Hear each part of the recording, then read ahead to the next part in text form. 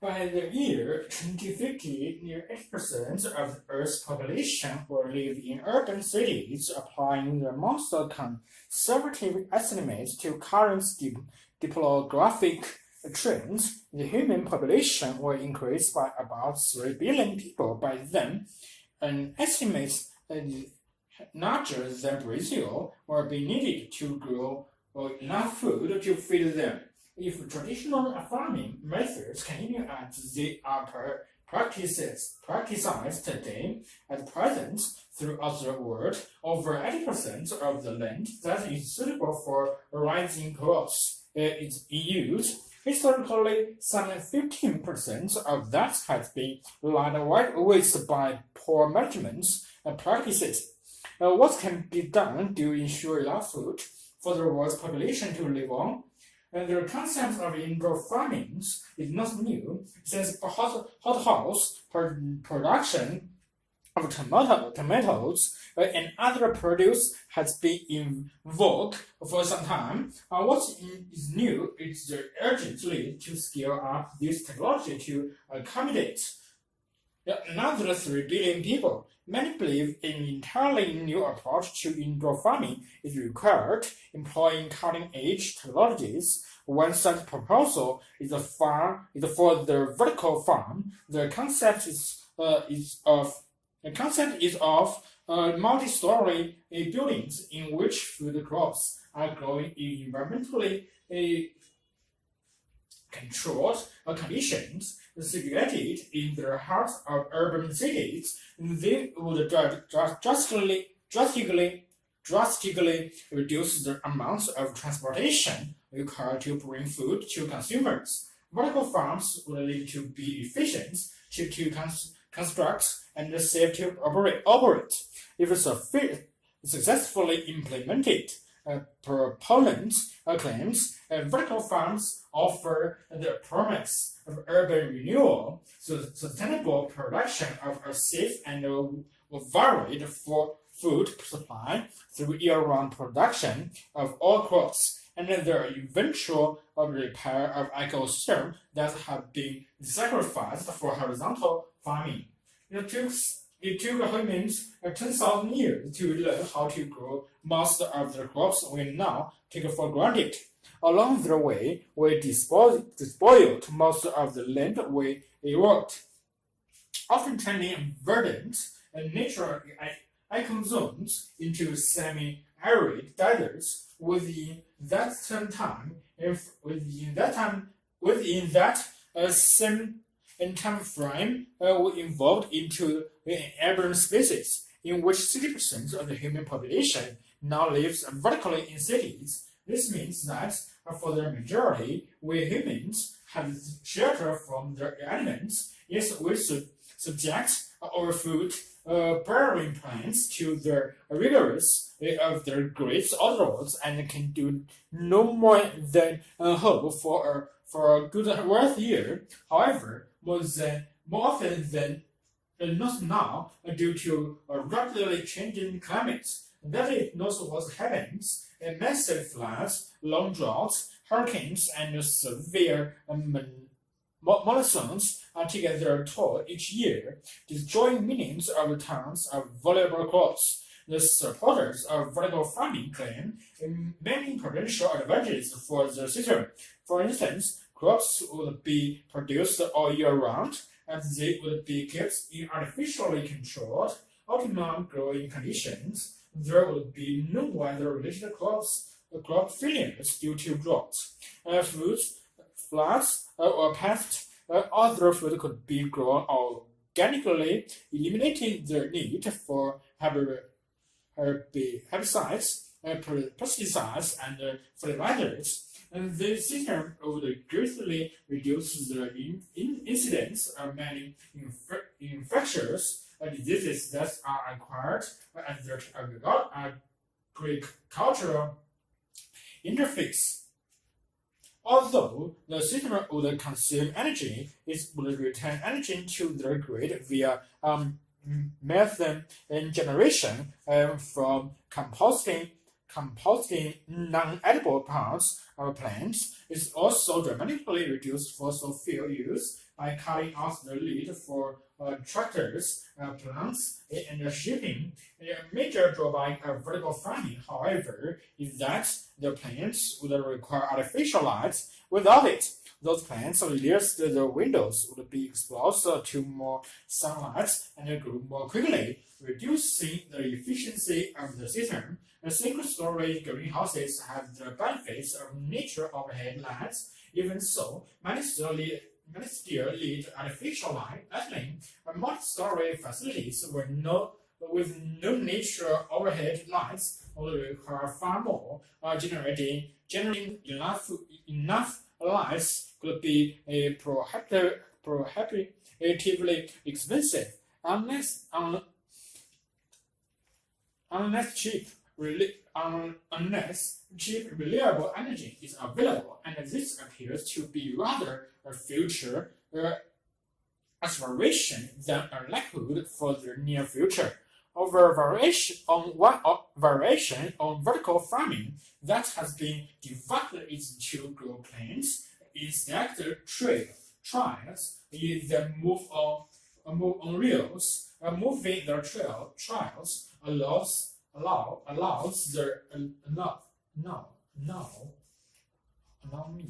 the plants to get enough sunlight.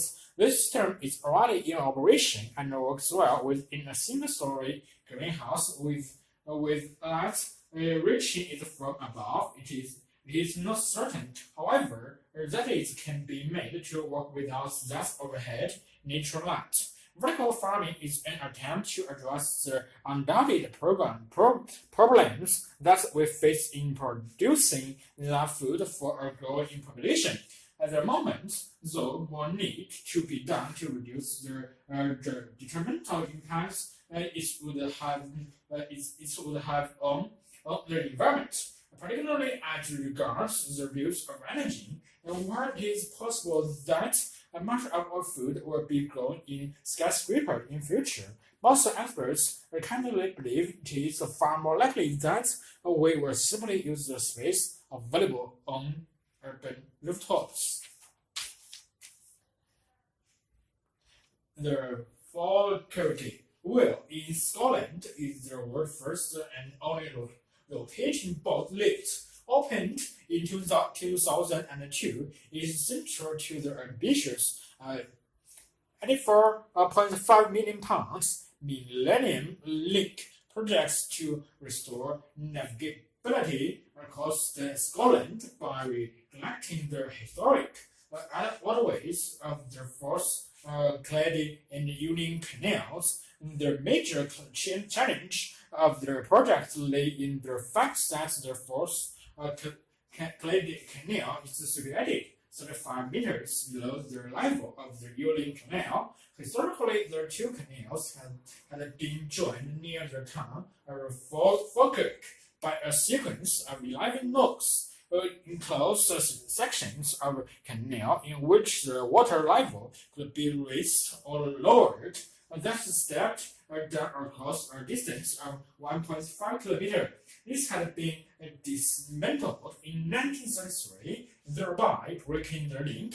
When the project was launched in 1994, the British Waterways Authority were keen to create a dramatic 21st century landmark, which would not only be a fitting commemoration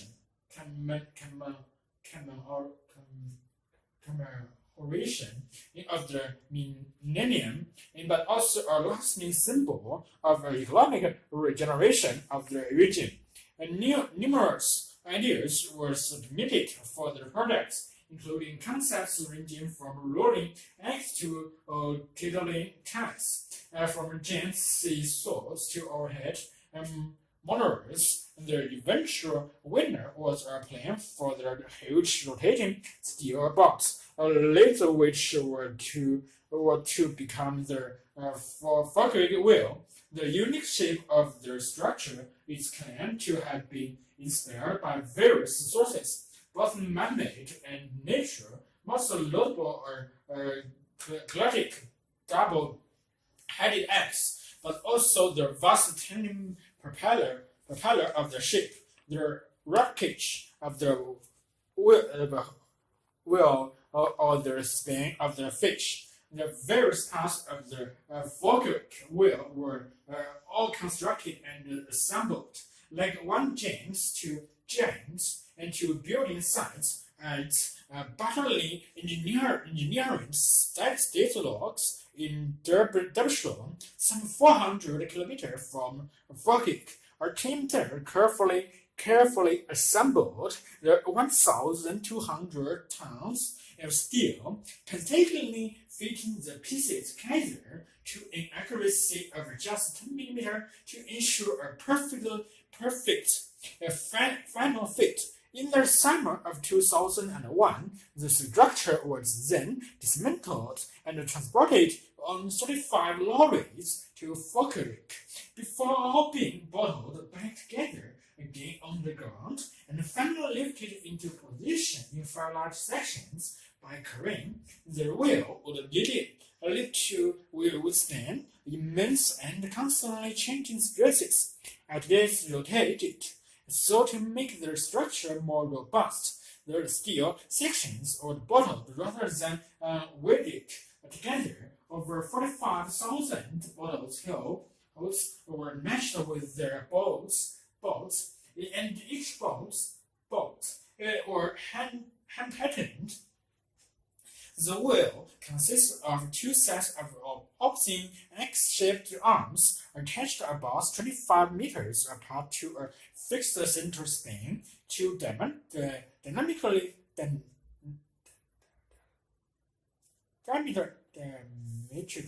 diametrically opposed water-filled gondolas, each with a capacity of 360,000 liters, and fitted between the ends of the arms. These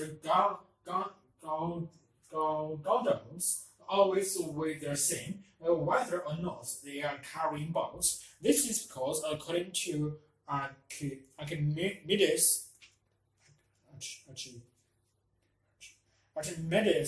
principle of displacement,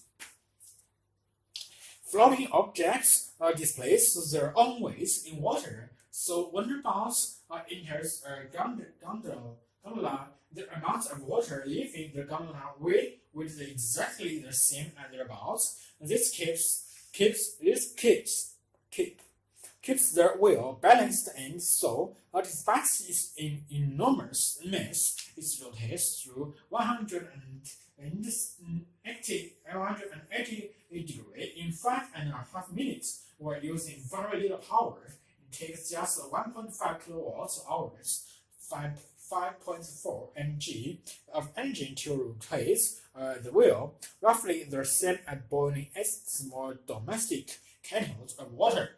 But needed to be lifted up into the canal basin at the level of the force and can clear the canal and then enter the lower gondolas of the wheel to hydraulic steel gates are released so as to seal the gondola off from the water in the canal basin. And the water between the gates is then pumped out a hydraulic clamp, which prevents the arms of the wheel moving where the gondolas is docked. Is removed, allowing the wheel to turn in the central machine room. An array of the hydraulic motors then began to rotate the central axis. The axis connects to the outer arms of the wheel, which began to rotate at a speed of 1/8 of the revolution per minute. As the wheel rotates, the gondolas are kept in their upright position by the simple gearing system. To 8 meter wide cocks orbits are fixed inner cock of the same width, connected by 2 small cocks traveling in the opposite direction to the outer cocks, so ensuring that the gondolas always remain level when the gondolas reaches the top, the bus passes straight onto the aqueducts situated 24 meters above the canal basin. The remaining 11 meters are lifted to which the Ielts Canal is achieved by means of a pair of locks. The wheel could not be constructed to elevate docks over the 435-meter difference between the two canals, owing to the presence of the historically important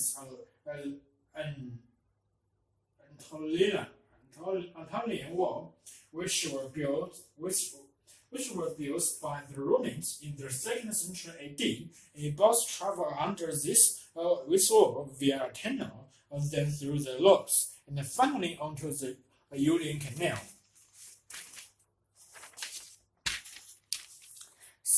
Such is our dependence on fossil fuels, and such is the volume of carbon dioxide already released into the atmosphere.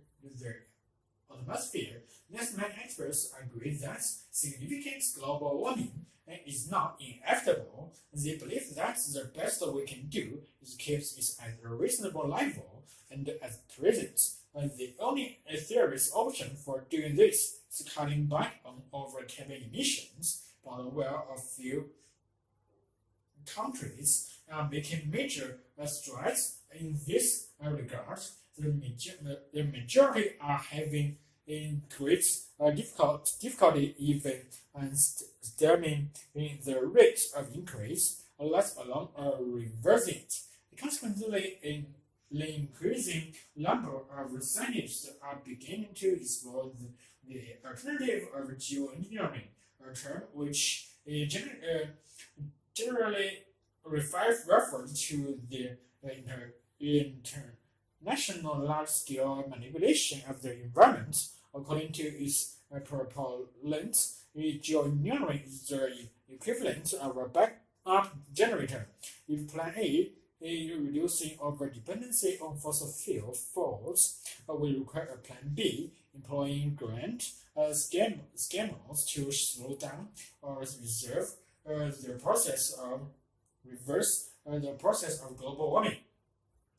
Geoengineering has been shown to work, at least on a small localized scale, for decades. Many parades in Moscow have taken place under clear blue skies. Artifacts aircrafts have been deposited on dry ice, silver iodide,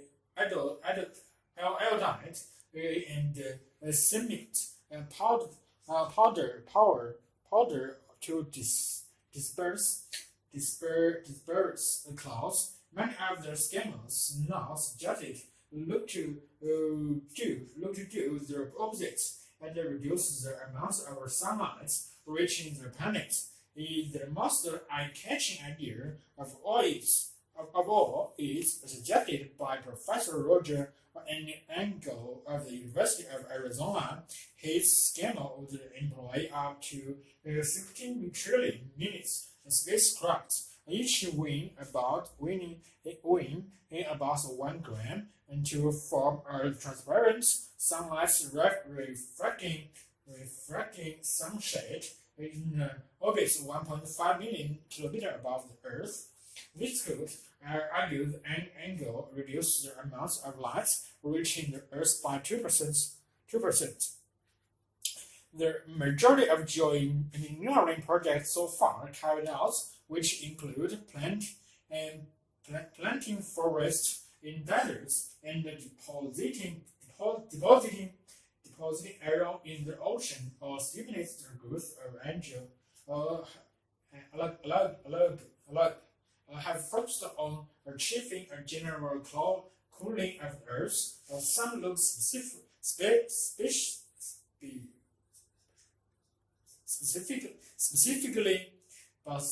specifically as reversing the melting at the poles.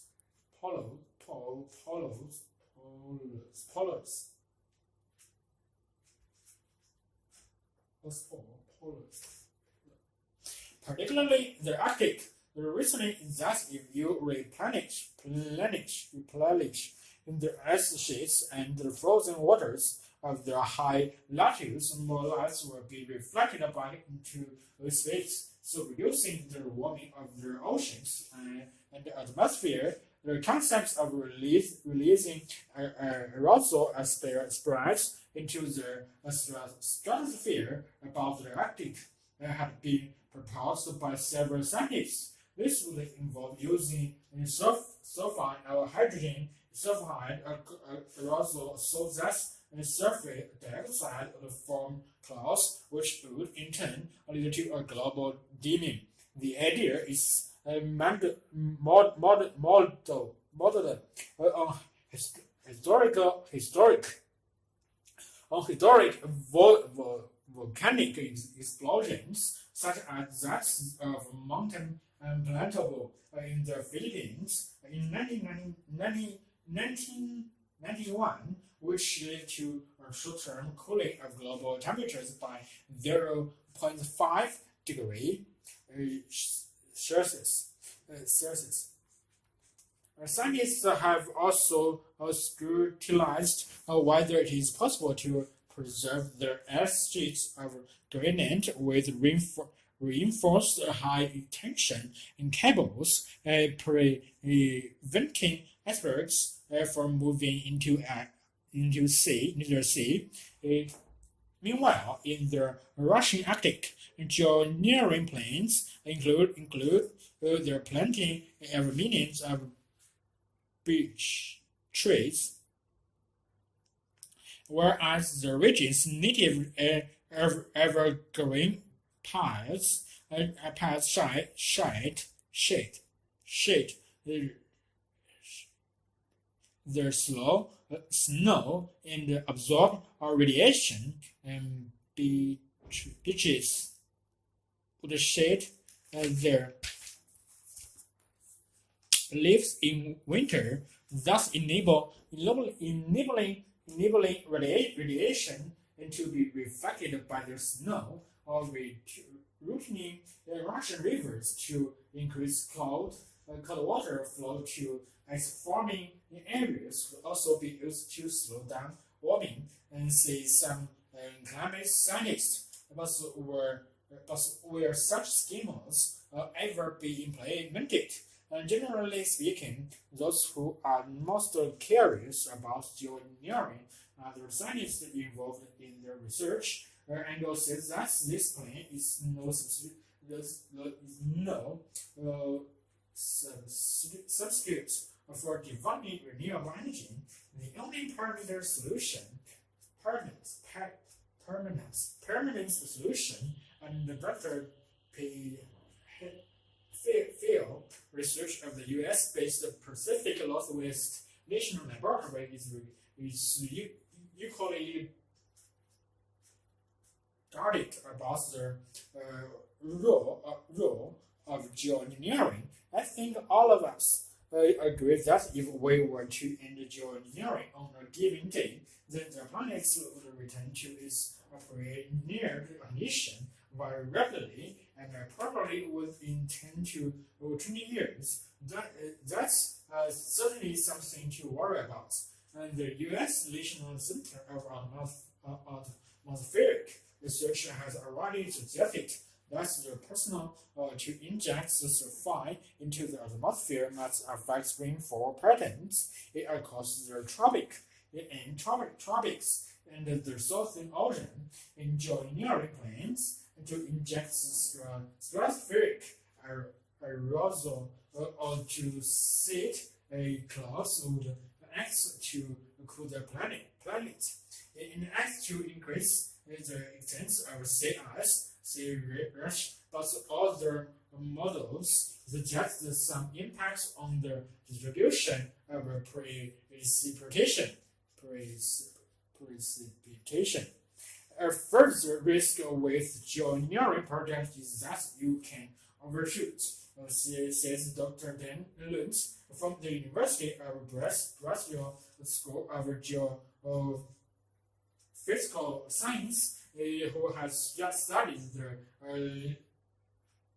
likely impacts of the sunset and arousal schemas on the climate. You may bring global temperatures back to pre-industrial levels, but the risk is that the poles will still be warmer than they should be, and the tropics will be cooler than before industrialization. To avoid such a scenario, states and its projects will have to operate at half the strength, all of which reinforce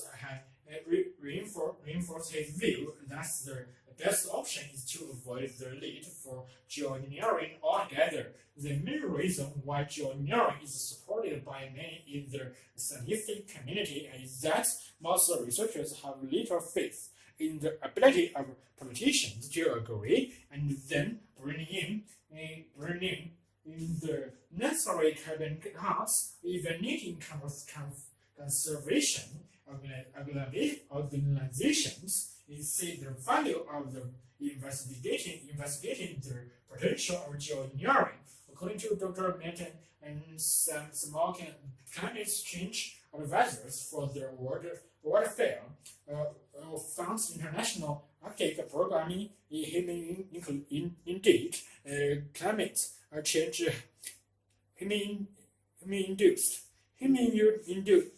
human-induced climate change has brought humanity to a position where we shouldn't exclude thinking thoroughly about this topic and its possibilities.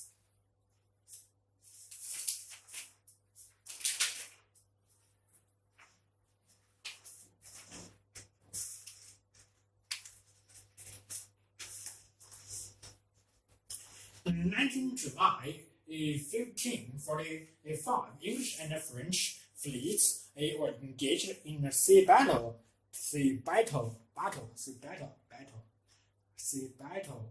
off the coast of the South England in the area of water called the Solent between Portsmouth and the Ielts of the Way, which among the English vessels were worshipped by the name of Mary Rose, built in Portsmouth some 35 years earlier. She had a long and successful fighting career and was a favorite of King Henry VIII.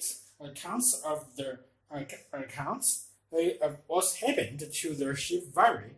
Were witnesses agree that she was not hit by the French. Some maintain that she was overladen and sailing too low in the water. Others that she was mishandled by an undisciplined crew. What is undisputed, however, that the Mary Rose sank into the Solent that day, taking at least 500 men with her. After the battle, attempts were made to recover the ship, but this failed. The Mary Rose came to rest on the seabed, lying on her starboard right side at an angle of approximately 60 degrees. The body of the ship acted as a trap for the sand and mud carried by Solent currents. As a result, the starboard set filled rapidly, leaving the exposed ports left side to be eroded by marine organism and mechanical degradation. Because of the way the ship sank, nearly all of the starboard have survived intact. During the 7th and the 18th centuries, the entire site became covered with a layer of hard gray clay, which minimized further erosion. Then on 16 June 1876, some fishermen in the Solent found that their equipment were caught underwater obstruction, which turned out to be the Mary Rose. Diver John Danny happened to be exploring another sinking ship nearby, and the fishermen approached him, asking him to free their gear. Then he dived down and found the equipment tossed on the timber pottery. Instead, slightly from their seabed, exploring further, they uncovered sea level, rather timbers, and a bronze gun. Then he continued diving on such intermittently until 1840, recovering several more guns, 2 balls, various timbers, parts of a pump, and various other small things. And the minerals then fade into obscurity for another 100 years. But in 1935, military historian and amateur diver Alexander Mackey, in conjunction with the British Civil Club, initiated a project called Solid Ships. Were no paper. This were a plan to examine a number of known wrecks in their solids. What's Mackey is really helpful was to find the minerals. Ordinary search techniques proved unsatisfactory.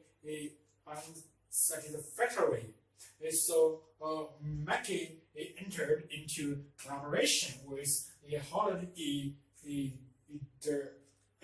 adjunct professor of electrical engineering at the Massachusetts Institute of Technology. In 1967, at glance, a side scan in solar systems revealed a large, unusually shaped object, which Mackey believed was the minerals.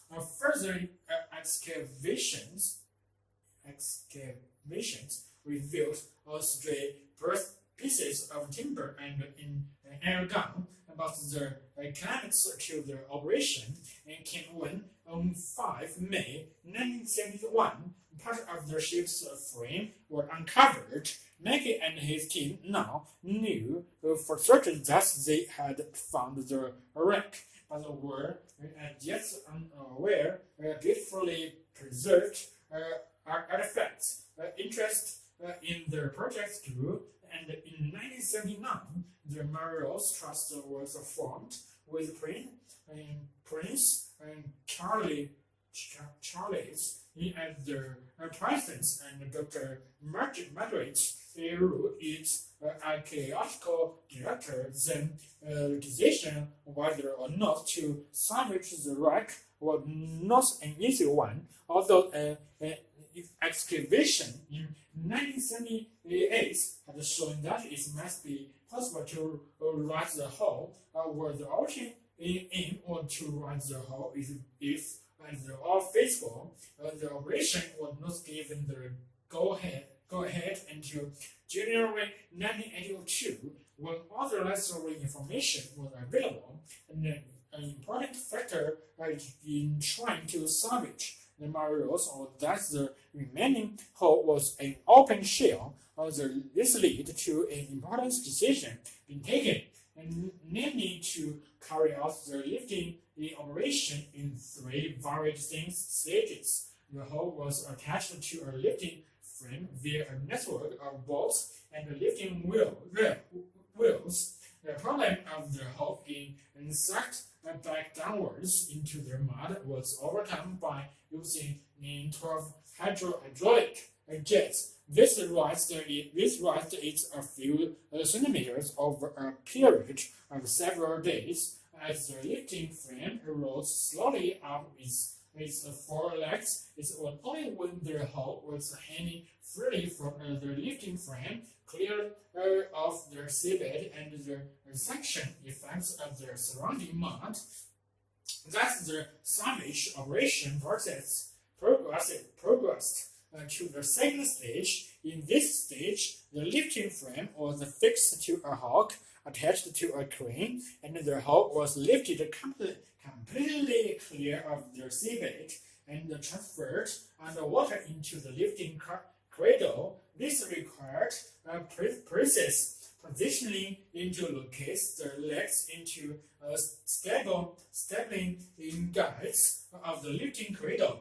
The lifting cradle was designed to fit the hull using archaeological survey drawings and was fitted with airbags to provide additional cushioning for the hull's delicate timber framework. The third and final stage was to lift the entire structure into the air, by which time the hull was also supported from below. Finally, on 11 October 1982, millions of people around the world held their breath as the timber skeleton of the Marinos were lifted clear of the water, ready to be returned home to Portsmouth.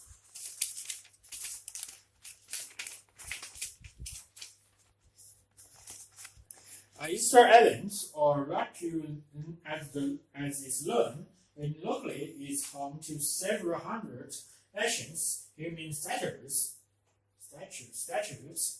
The Miami, after its remote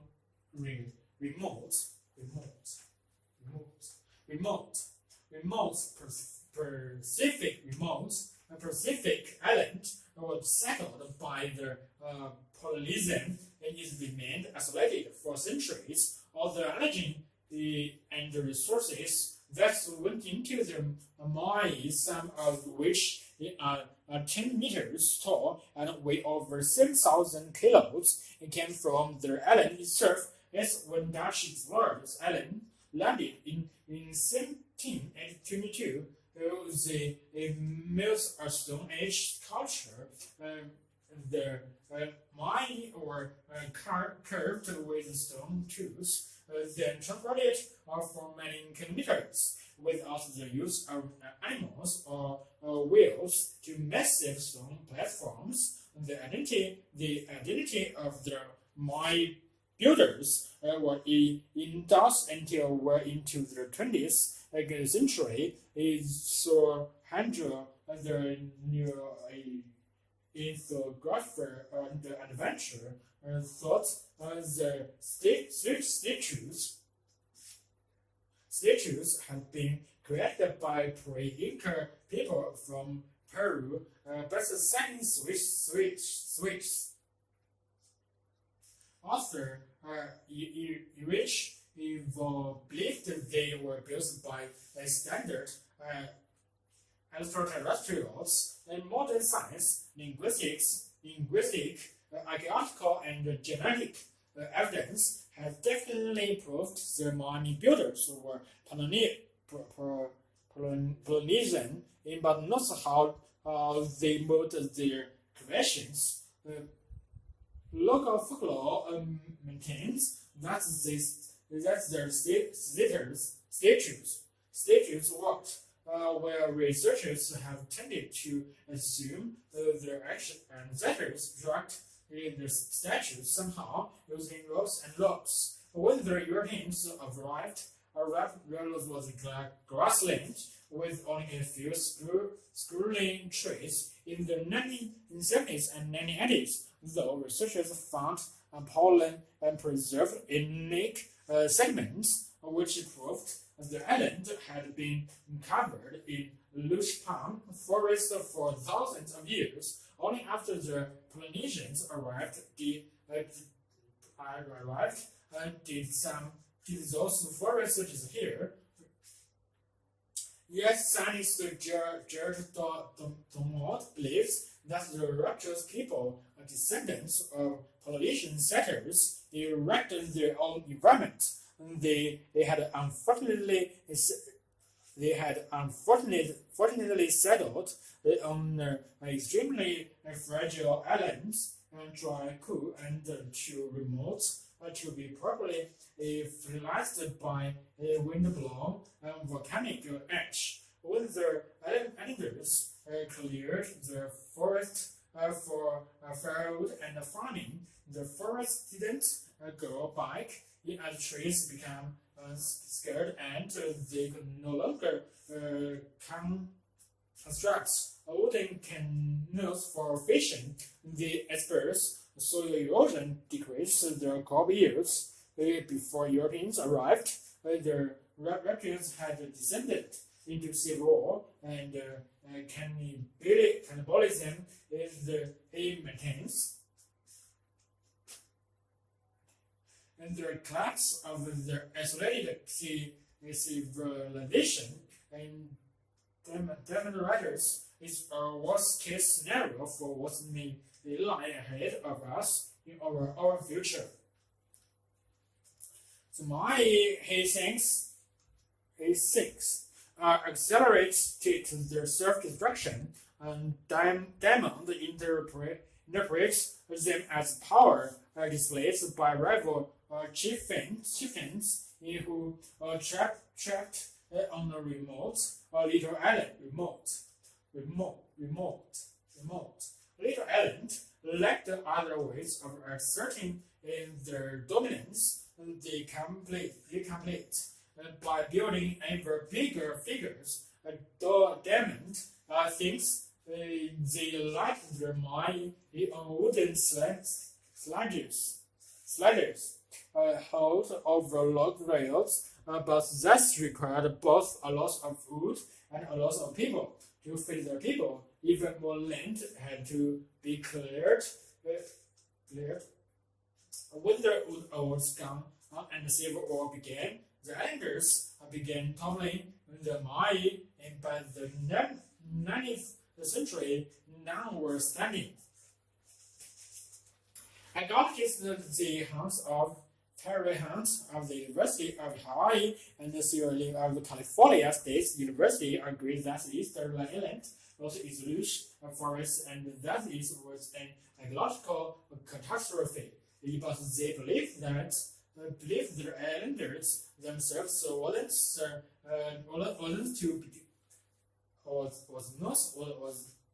to blame, and their mine is certainly wasn't. Ecological excavation indicates that there went to heroic effort to protect the resources of their wind lashes. In fertile fields, they built thousands of circular stone wind bricks and gardens inside of them, and use the broken volcanic rocks and to keep the soil moist. In short, Hans and Labor agree the prehistoric Raphael was pioneers of sustainable farming. In Hans and Labor content that my building was an activity that helped keep the peace between islanders. They also believe that moving the mine required few people and no wood because they were worked upright. On that issue, Hunt and Labor say anecdotal evidence backs up folklore. Recent experiments indicate that as few as 18 people could, with these strong ropes and a bit of practice, easily maneuver a 1,000 kilo replica a few hundred meters. The figures effectively then forward and a D-shaped base and load hundreds to roll and rock them side to side. Moreover, Hans and Labor are convinced that the sailors are not wholly responsible for the loss of the island's trade. Archaeological finds a lot from the extinct Easter Islander palm solitary groves made by the teeth of Polynesian rats. On the rats, they arrived along with the settlers, and in just a few years, Hans and Labor calculates they would have overrun the island. They would have prevented the resettling of the slow-growing palm trees, and thereby a doomed to rampartless forest. even without the settlers' campaign of deforestation. Though does the rights as birds Act 2, Hunt and Lipo also see no evidence that reptile civilization collapsed when their palm forest lit. They think its population grew rapidly and then remained more or less stable until the arrival of the Europeans, who introduced deadly diseases to which others had no immunity. Then, in the 19th century, slave traders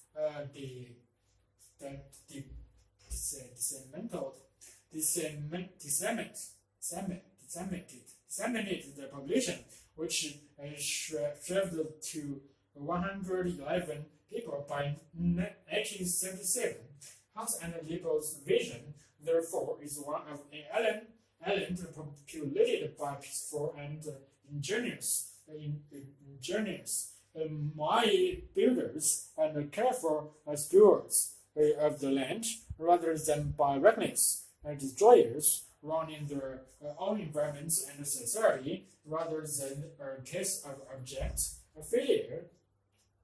It's an unlikely story of success, they claim. Whichever is the case, there are surely some valuable lessons which the world at large can learn from the story of Rapallu. An emerging discipline called neuroaesthetics is seeking to bring scientific objectivity to the study of art, and has already given us a better understanding of many masterpieces. The blurred imagery of impressionists paintings seems to stimulate their brains.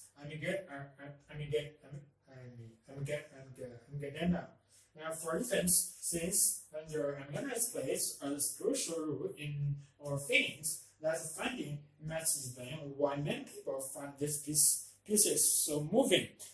Could the same approach also shed light on abstract 20th century pieces for mundane geometric blocks of color to polyphony haphazard arrangements or splashed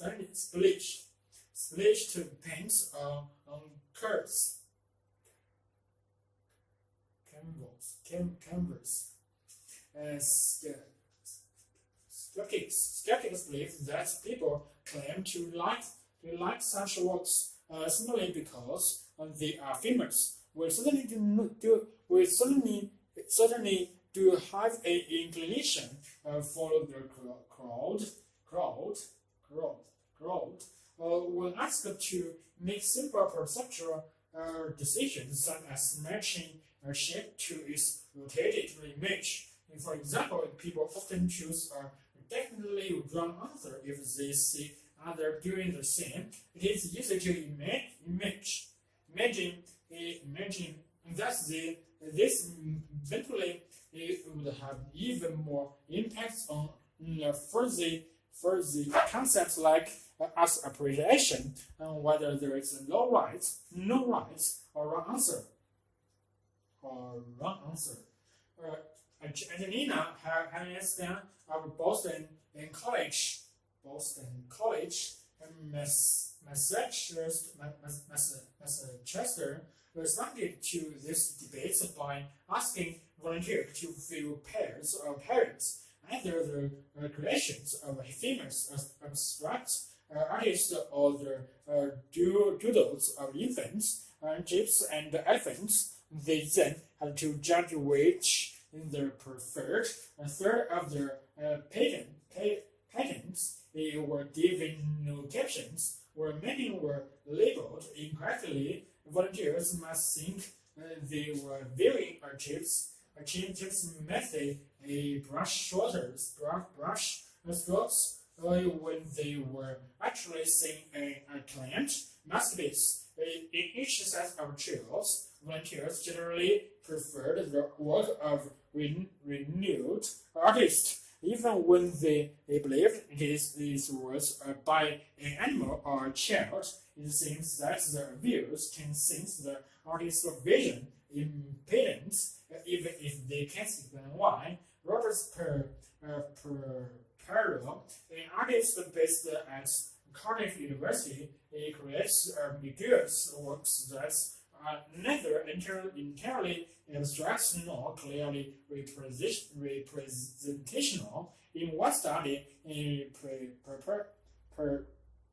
Perel and his collaborators asked the volunteers to decide how powerful they considered an artwork to be and whether they saw anything familiar in their piece. The longer they took to answer these questions, the more highly they rated their piece under scrutiny, and the greater their neural activity. It would seem that the brain sees these images as puzzles, and the harder it is to decipher the meaning.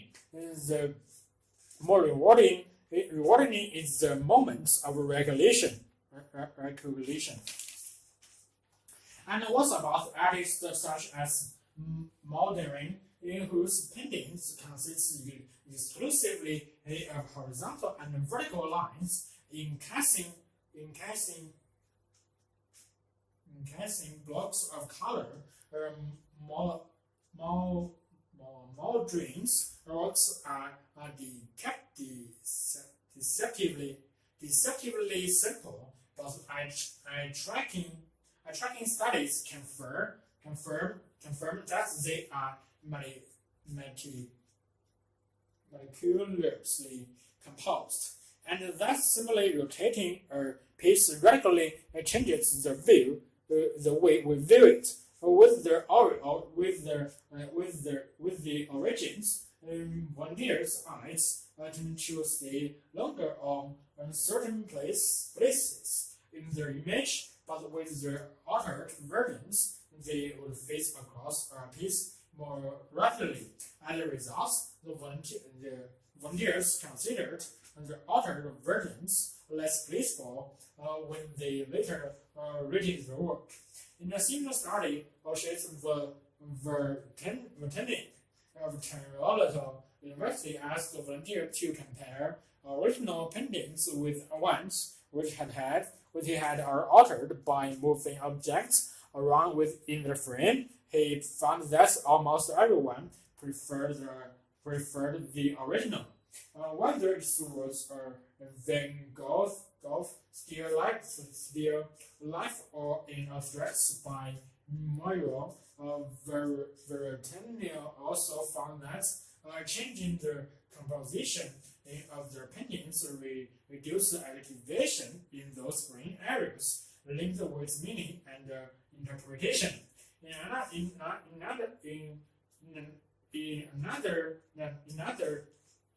another experiment, Alex Fossils of the University of Liverpool analyzed the visual intricacy of different pieces of art, and her results suggest that many artists use a key level of detail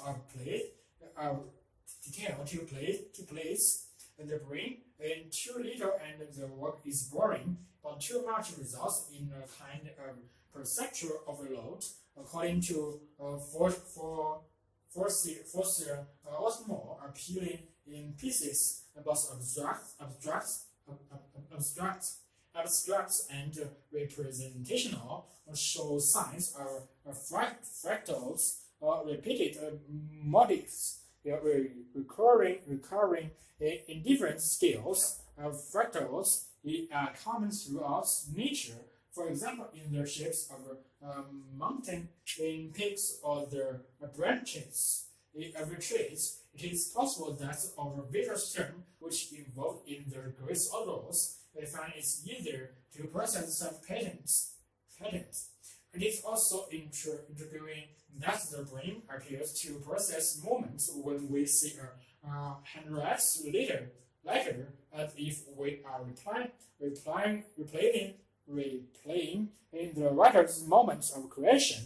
This has led some to wonder whether poets' works feel so dynamic because their brain reconstructs their energetic actions that the artist used as a pendant.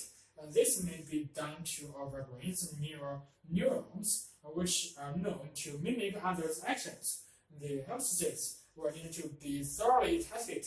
However, it must even be the case that we could use neurotheoretics studies to understand the longevity of some pieces of artwork or the functions of the time must shape what is currently popular works that are best adapted to our visual system must be the most likely to linger once the trends of previous generations have been forgotten.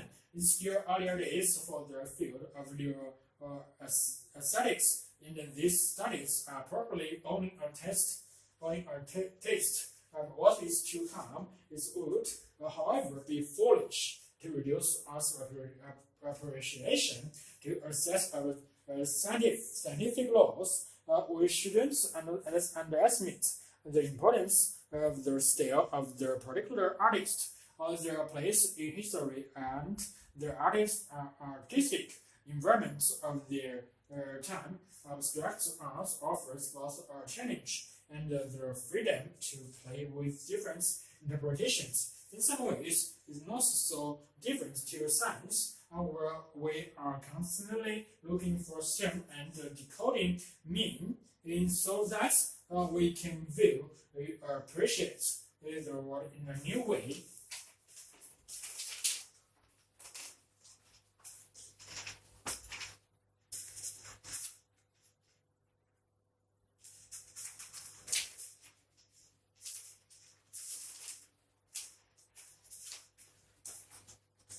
Skill is a fine and smooth material produced from the cocoons. Soft protective shells that are made by mulberry silkworms. Insects legend has its that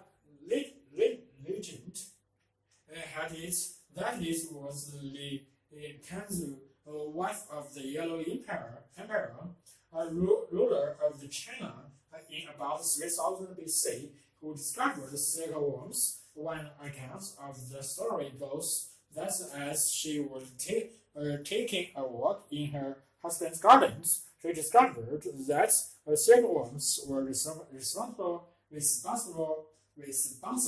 for the destruction of several mulberry trees. She collected a number of cocoons and sat down and have a rest. It just so happened that where she was sipping in some tea, in one of the cocoons that she had collected landed in the hot tea and started to unravel into a fine thread.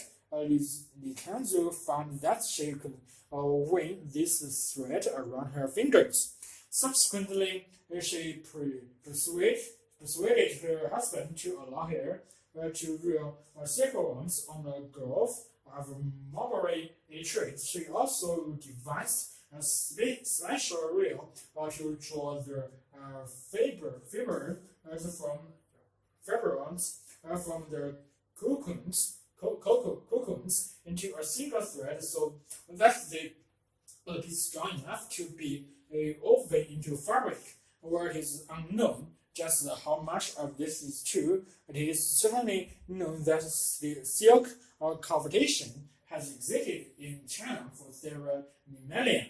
Originally, silkworm farming was solely restricted to women, and it was they who were responsible for the growing, harvesting, and weaving. Silk quickly grew into the symbol of status status, and originally only royalty were entitled to have cloth made of silk. Their rules were gradually relaxed over the years until finally during the Qing Dynasty, 1644 to 1911 AD, even peasant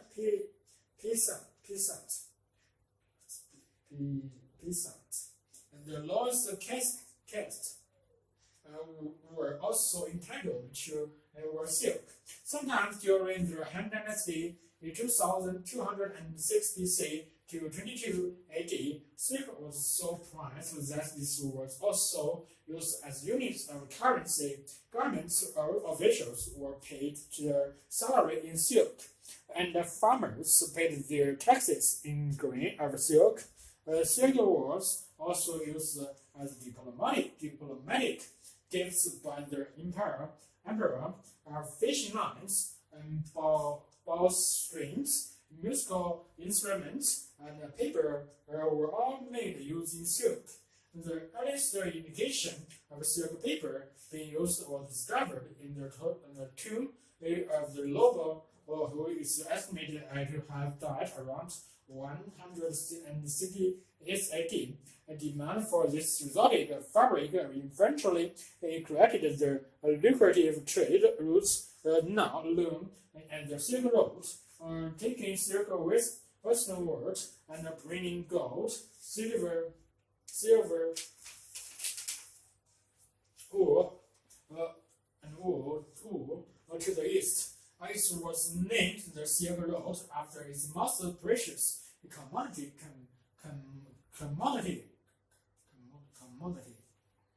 which was considered to be worth more than gold.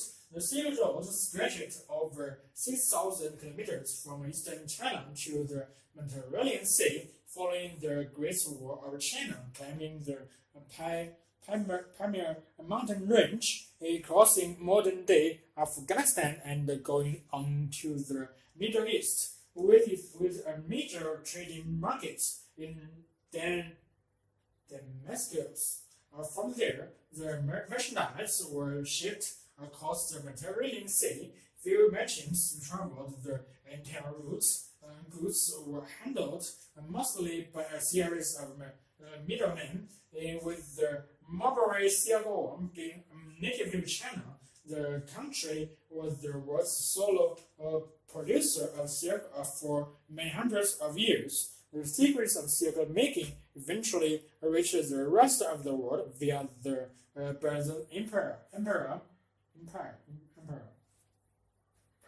Empire, which ruled over the Mediterranean region of Southern Europe, North Africa, and the Middle East during the period 330 to 1450 AD. According to author legend, monks working for the emperor Justin smuggled silkworm eggs to Constantinople. In 550 AD, concealed inside a hollow bamboo or working canoes, and the Byzantines was as secretive as China. However, and for many trades, the weaving and the trading of silk fabric was a strict imperial monopoly.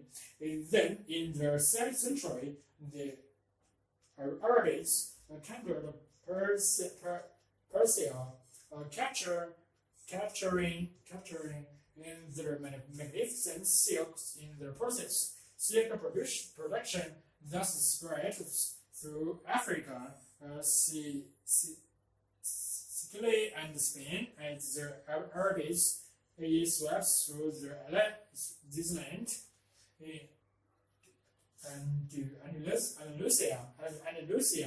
Andalusia in southern Spain was Europeans in silk producing center in the 10th century. By the 30th century, however, Italy had become Europe's leader in silk production and export. When again, merchants traded extensively in silk and encouraged silk growers to settle in Italy. Even now, silk producers in the province of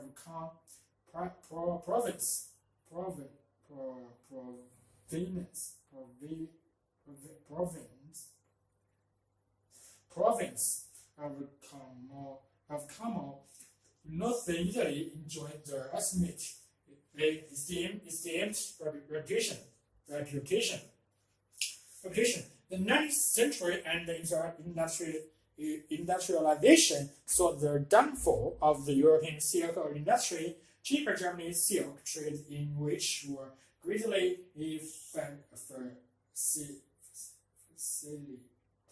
facilitated by the opening of the Suez Canal was one of the many factors during the change. In the 20th century, new man-made fabrics such as nylon started to be used in what had traditionally been silk products, such as stocks and parachatters. The two world wars, which interrupted the supply of raw material from Japan, also stifled the European silk industry.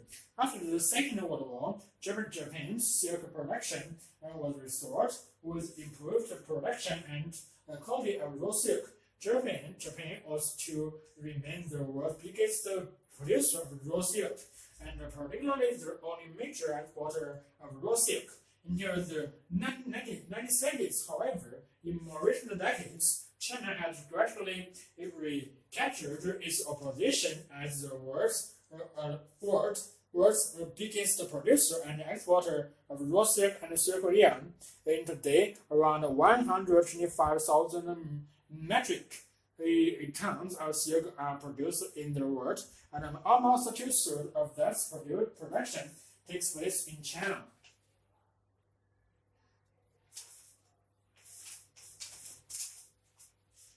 Animal migration, however, it is defined, is far more than just the movements of animals. It can loosely be described as travel that takes place at regular intervals, often in annual cycles. A cycle that may involve many members of a species and is rewarded only after a long journey. It's just inherited instinct. The biologist Han Daniels has identified 5 characteristics that apply in varying degrees and combinations to all migrations. They are prolonged movements that carry animals outside of familiar habitats. They tend to be linear, not zigzagging. They involve special behaviors concerning preparation, such as overfeeding and arrival.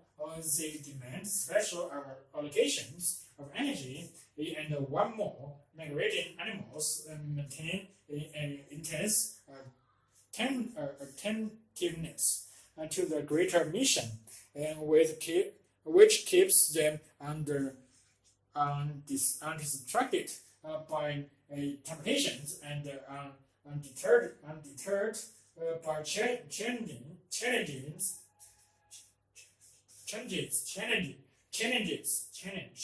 challenges. That's all the term. In other animals aside, an active term is 20,000 kilometer flights from the extreme south of South America to the Arctic cycle. Were taken no notice of a nice smelly herring offered from a bird watching spot along the way, where local gulls were dive for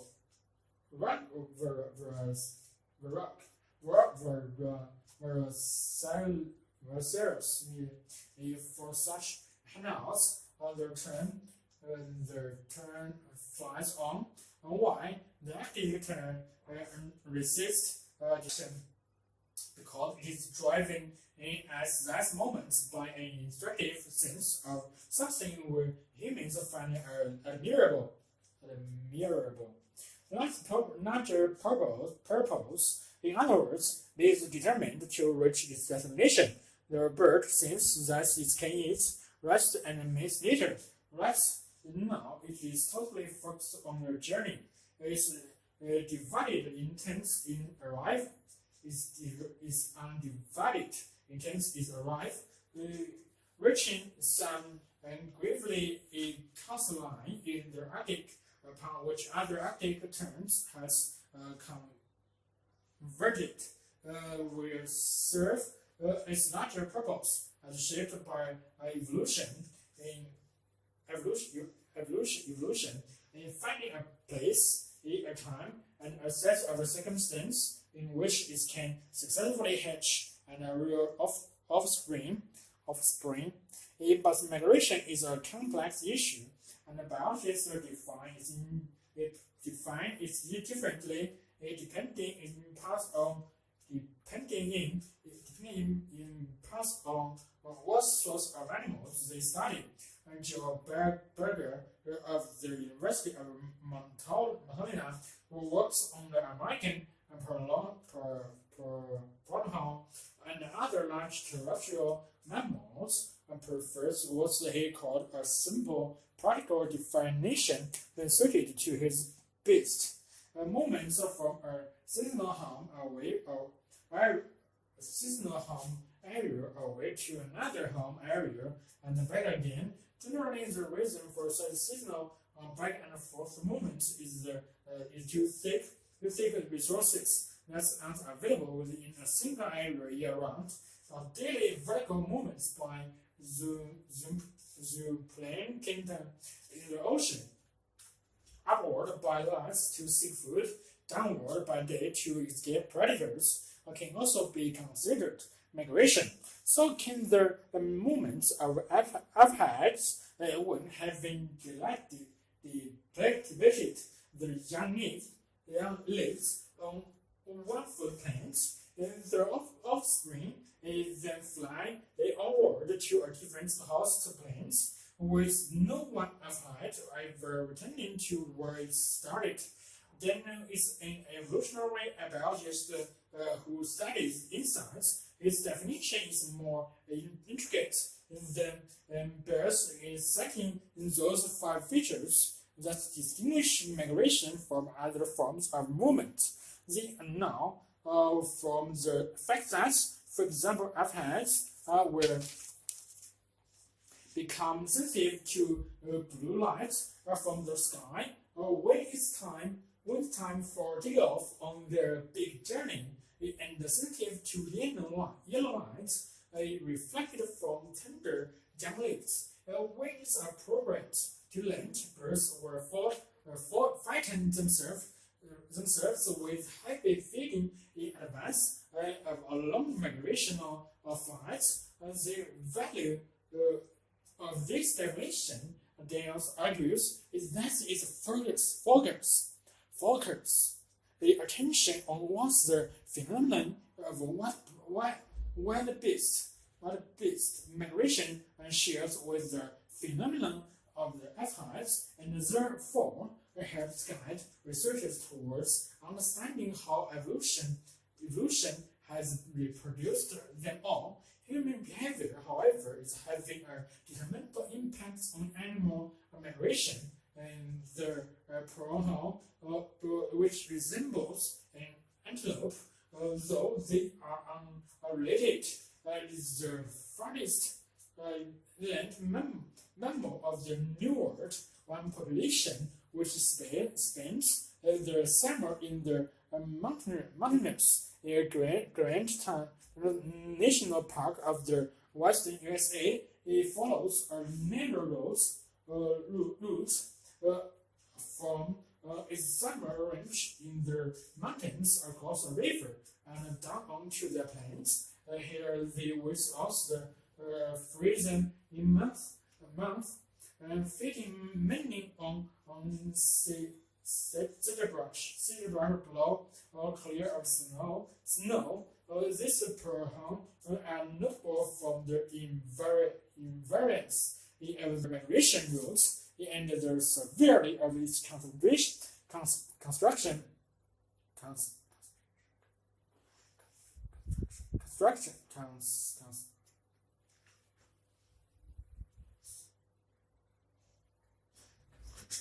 Have three bottlenecks.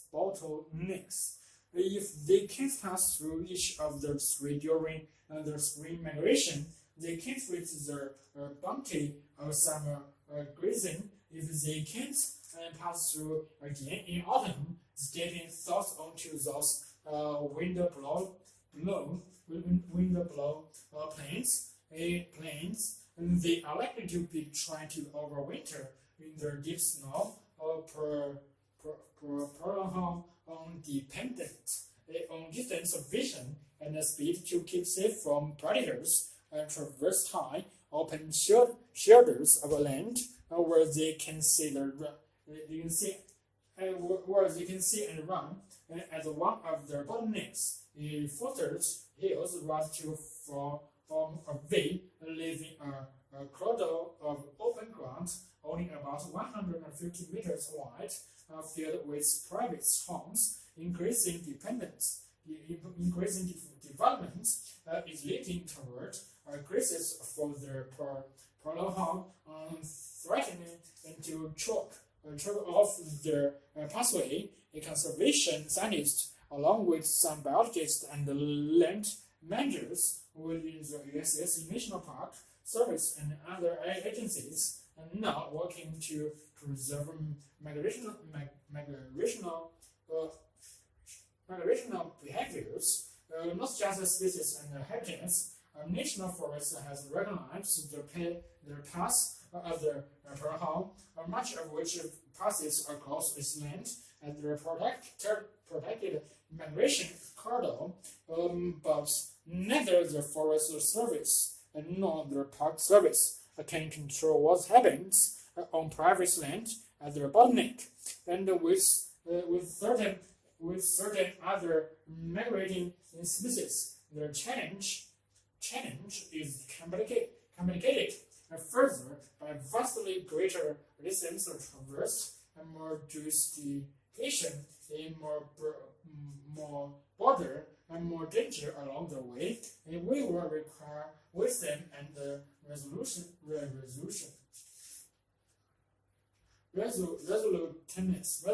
to ensure that migrating species can continue their journey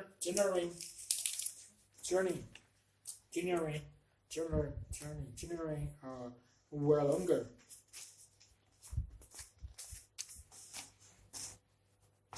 Occasionally, in some difficult musical compositions, there are beautiful but easy parts. Parts so simple to the beginner could play them. So it is with mathematics as well. And there are some discoveries in advanced mathematics that do not depend on specialized knowledge and not even on algebra level, geometry or trigonometry.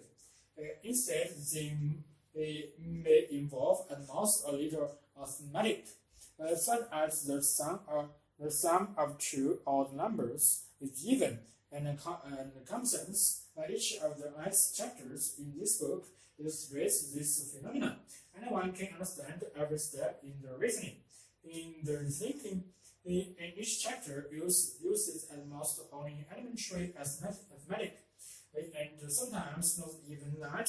Thus, our readers will have their chance to participate in the mathematical experience, to appreciate the beauty of mathematics, and to become familiar with this logic, yes, intuitive style of thinking.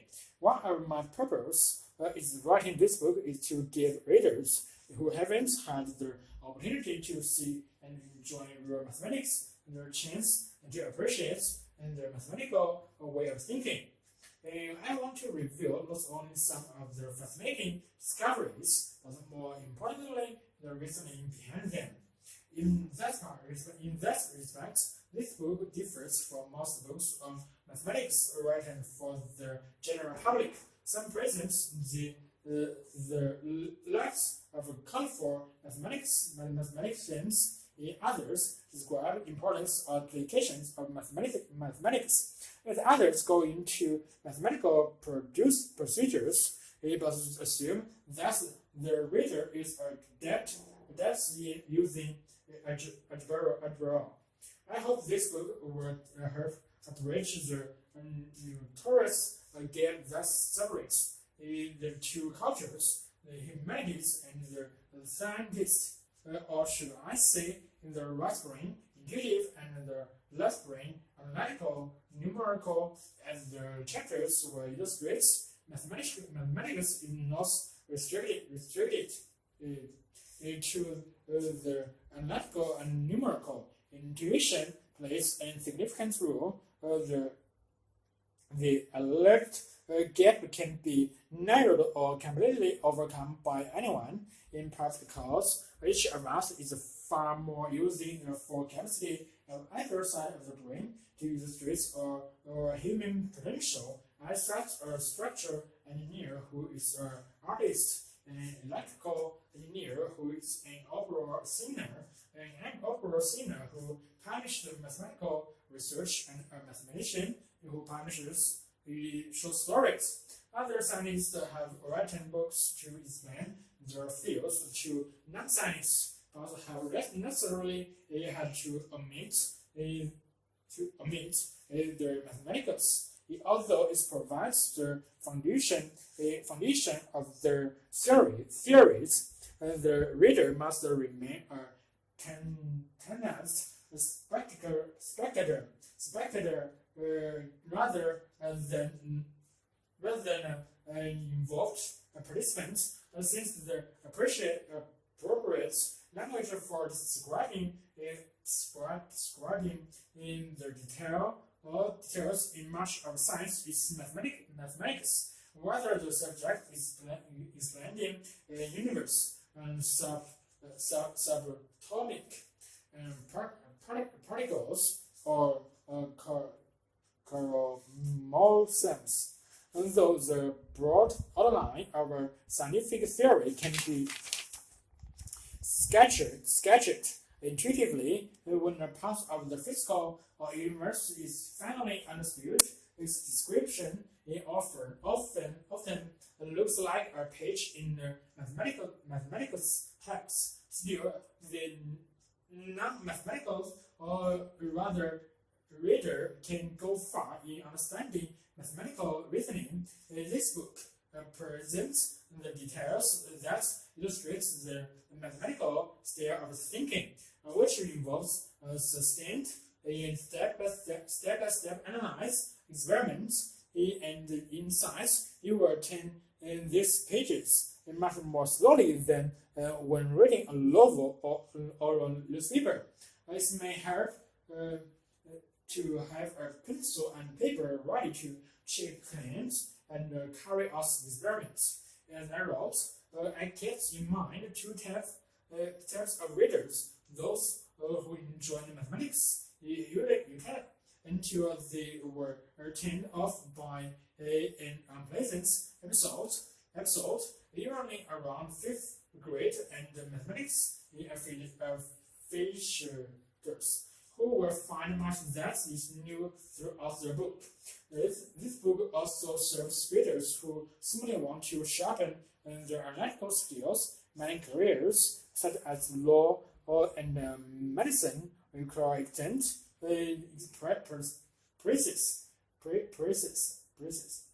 analyze. Each chapter offers practical informing a sustainable, sustained, and closely agreed line of thought. That mathematics can develop this skill is shown by these two testimonials. Physician roles the display of analytical through thought process in mathematics prepared more extremely well for medical school. In medicine, one is faced with a problem which must be thoroughly analyzed before a solution can be found. The process is similar to doing mathematics. A lawyer made the same point, although I had no background in law, not even one political or science course acted well as one of the best law schools. I attribute much of my success there to have learned through the study of mathematics, and in particular the most how to analyze complicated principles. The lawyers who have studied mathematics can master the legal principles in a way that most others cannot. I hope you will share my delight in watching a simple, even naive questions lead to remarkable solutions. Solutions and purely theoretical discoveries find anticipated applications.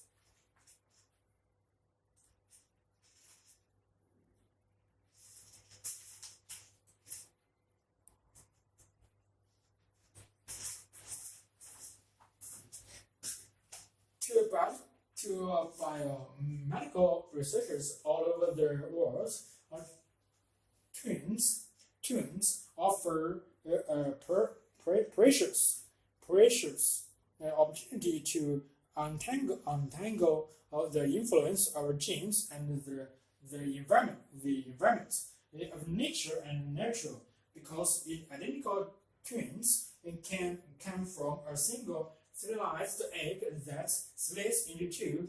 They share virtually the same genetic code, and differences between them, one twin having a younger looking skin, and for example, must be due to environmental factors such as less time spent in the sun. Alternatively, by comparing the experiences of identical twins with those of frontal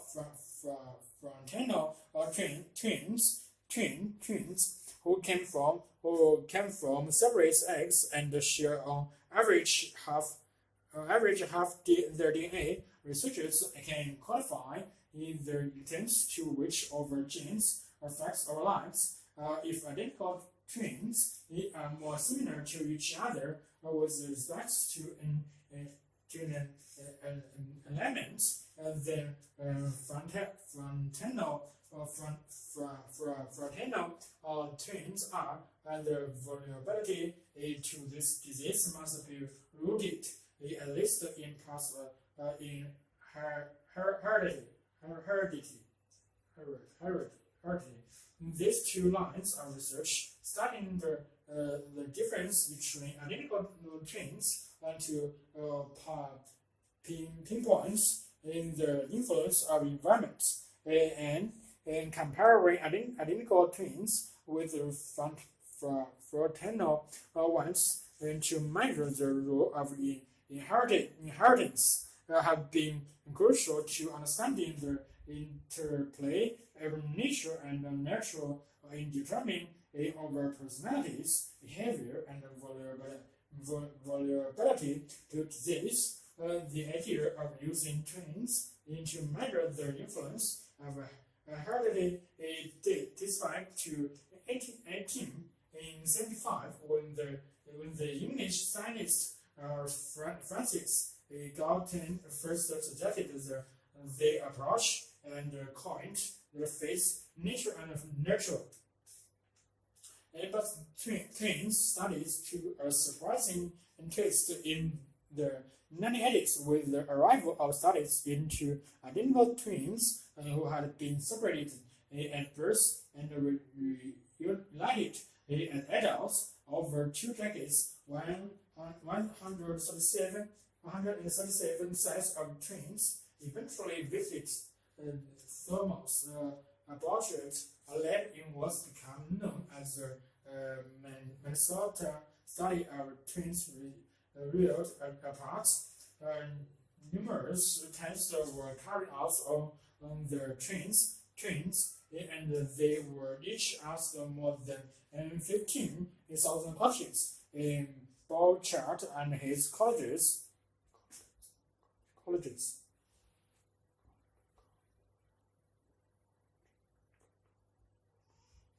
used this mountain of data to identify how far twins were affected by their genetic makeup. And the key to their approach were statistical concepts called heritability. In broad terms, the heritability of traits measures the extent to which difference among members of a population can be explained by differences in their genetics, and whether Borchardt and other scientists looked, it seemed they found the invisible hand of genetic influence helping to shape our lives. Lately, however, twin studies have helped lead scientists to a radical new conclusion that nature and nurture are not the only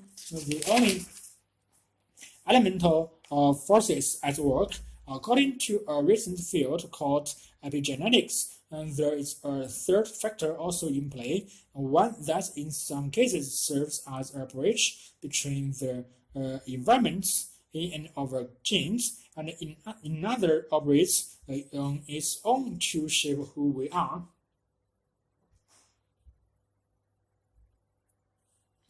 Epigenetics processes are chemical reactions tied to neither nature or nurture, but respecting in what researchers have called a third component. And these reactions influence how our genetic code is expressed, how each gene is strengthened or weakened, even turned on or off to build our bones, brains, and other parts of our bodies. If you think of our DNA as an immense piano keyboard and our genes as their keys, each key symbolizing a segment of a DNA responsible for a particular nodes or traits, and other keys combining to make us who we are.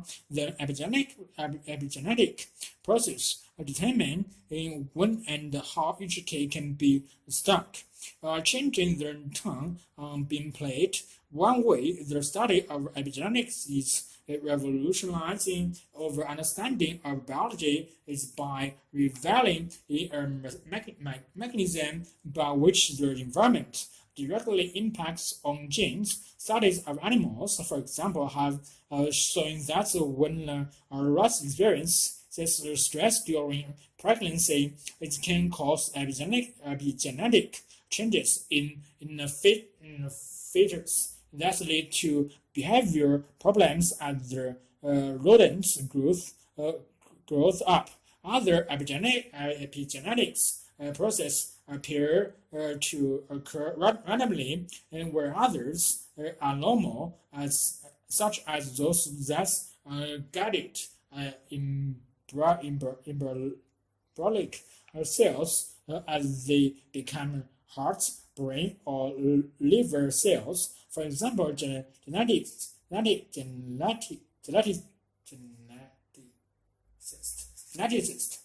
then Reid has worked with many twins over the years and thought deeply about what twins this study have taught us. It's very clear when you look at twins that much of what they share is hardwired. She says many things about them are absolutely the same and unalterable, but it's also clear when you get to know them that the other things about them are different. Epigenetics is the origin of a lot of those differences. In my view, Reid credits Thomas Borchardt worked for today's search in studies how he was the trailblazer. She says, we forget that 50 years ago things like heart disease were thought to be caused entirely by lifestyle, was thought to be due to poor mothering. Twin studies have allowed us to be more reflective about what people are actually born with, and what's caused by experience. Having said that, read ads is the latest work in epigenetics promise to take our understanding even further. What I like to say is that nature writes something in pencil and something in pen. And she says, things written in pen you can change. You can change. You cannot. You can change the DNA, but things written in pencil you can. And that's the epigenetics. Not now. That's we're actually able to look at the DNA and see what the pencil or what are. It's source of a whole new world. Though we must think of film as an essentially visual experience, we really cannot afford to underestimate the importance of film sound. A meaningful soundtrack is often as complicated as the image on the screen, and it's ultimately just as much the responsibility of the director. The entire soundtrack consists of three essential ingredients: the human voice, sound effects, and music. These three tracks must be mixed and balanced so as to produce the necessary emphasis, which in turn creates desired effects and topics, which essentially refer to the three previously mentioned tracks are discussed below. They include a dialogue, synchronously and asynchronous sound effects, and music.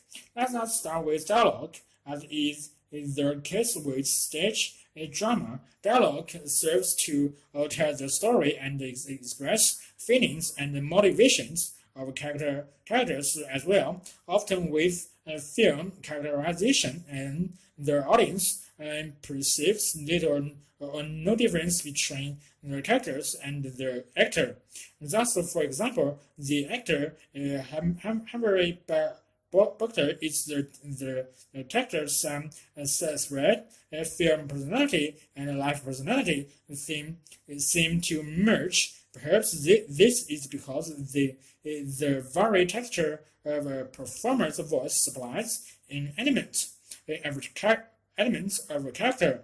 When voice textures fit the performer's physiognomy and gestures, a whole and a very realistic personal emerges. The viewer sees not an actor working as his craft, but another human being struggling with life. It is interesting to note that how dialogue is used and the very amount of dialogue used varies widely among films. For example, in the highly successful science fiction film 2001, little dialogue was evidence, and most of it were banal and a little intrinsic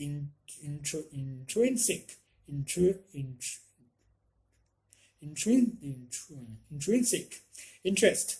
In this way, the film maker were able to portray what Thomas Sobchak and Vivian Sobchak call in the introduction to film the inadequacy of human response when compared with the magnificent technology created by man and the visual beauties of the universe. Their comedy bringing up a baby, on the other hand, presents particularly long-stop dialogue delivered at a breakneck speed.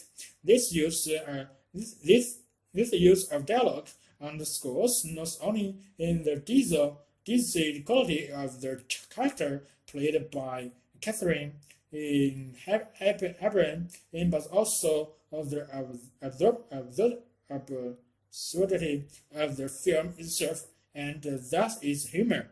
The audience is bounced from gag to gag and conversation to conversation. There is no time for audience reflection. The audience is catch up in the whirlwind of activity in simply managing to follow the plot.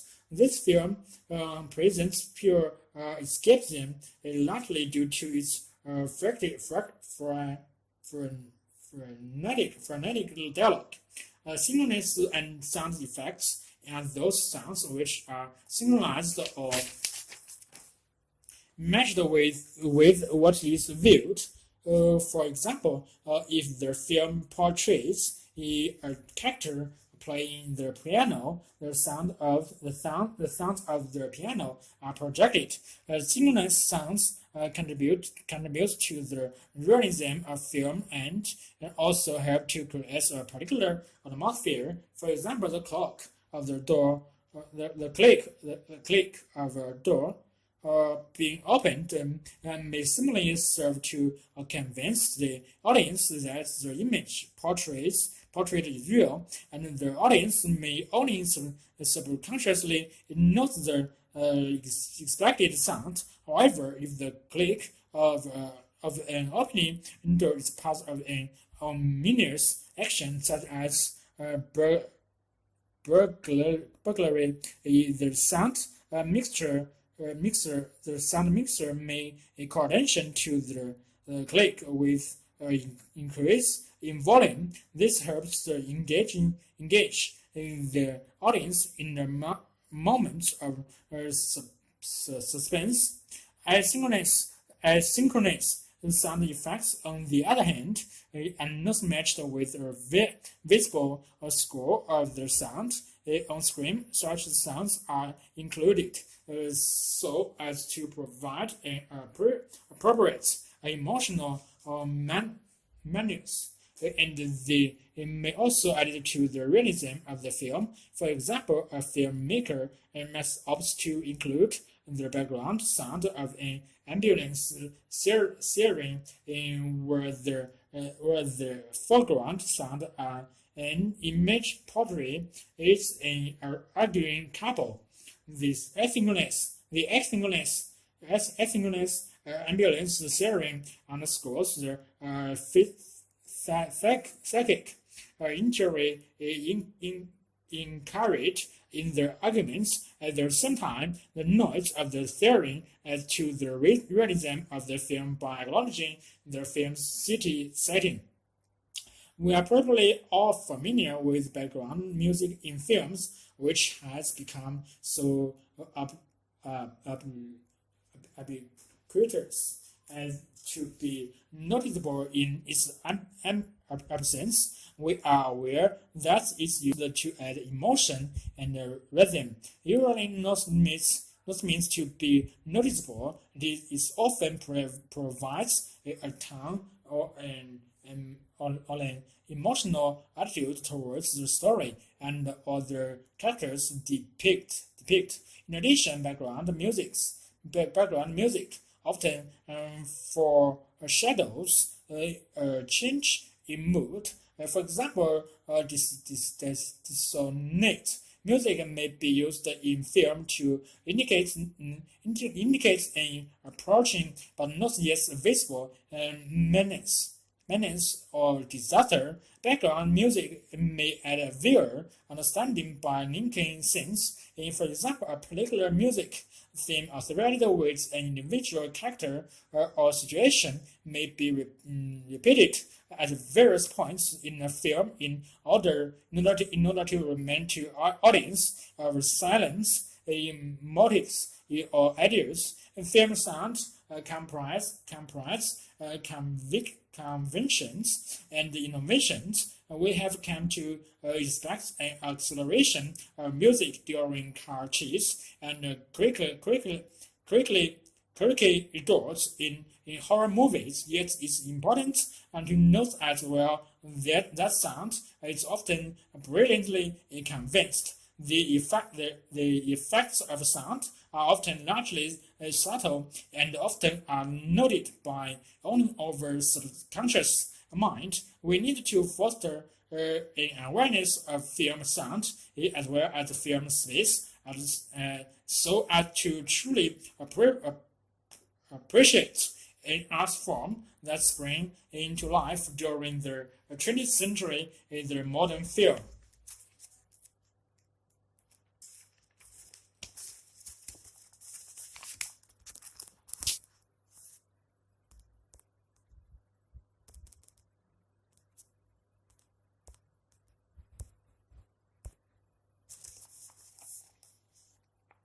Of all mankind's manifold creations, language must take pride of place. Other inventions, the wheel, agriculture, sliced bread, many have transformed our material existence, but the advance of language is what made us human. Compared to language, all other inventions pale in significance, since everything we have ever achieved depends on language and originates from it.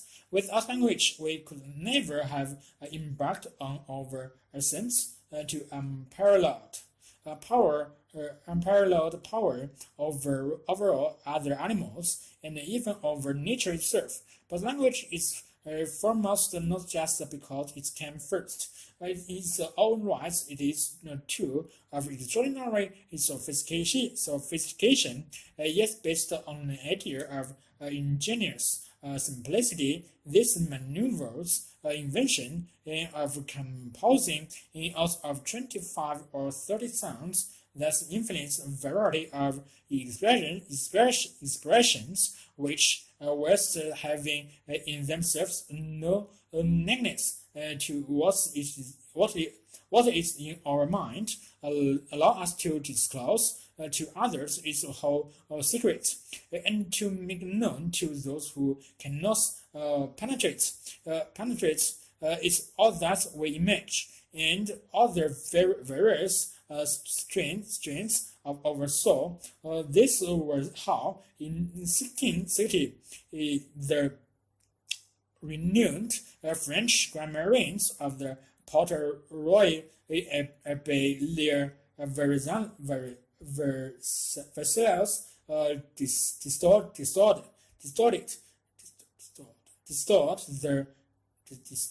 the essence of language, and no one since has celebrated more eloquently in the magnitude of its achievements. Even so, there is just one flaw in all this hymns of prize for the homage to language unique accomplishment conceals a simple yet critical incongruity. Language is mankind's greatest invention, and except of course that is what never invented. This apparent paradox is at the core of our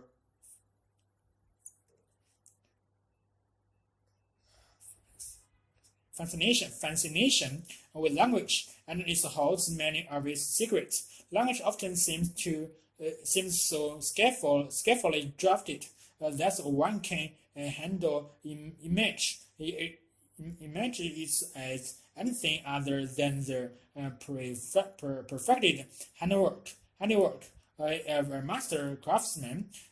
How else could this instrument make so much out of barely 3 dozen measly morsels of sound?